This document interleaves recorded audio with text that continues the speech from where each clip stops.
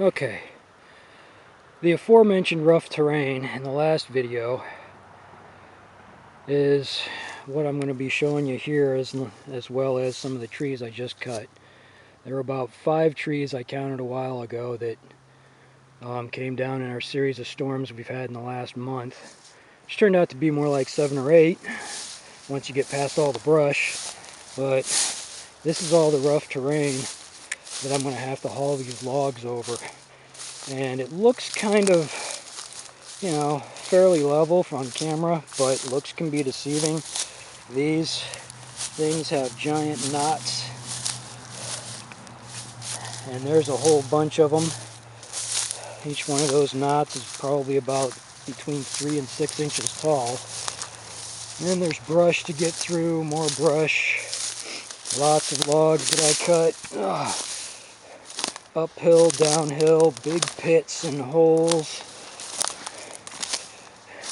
And it goes back and back and back. And it looks almost like a chainsaw war zone. And back and back. Oh. You can hear me almost tripping and falling every other step. That's how rough the terrain is. And it went all the way back here. And you can't even see the steps from here anymore. But this is kind of what I'm up against here to get the logs out of here. I don't know how exactly I'm going to manage it.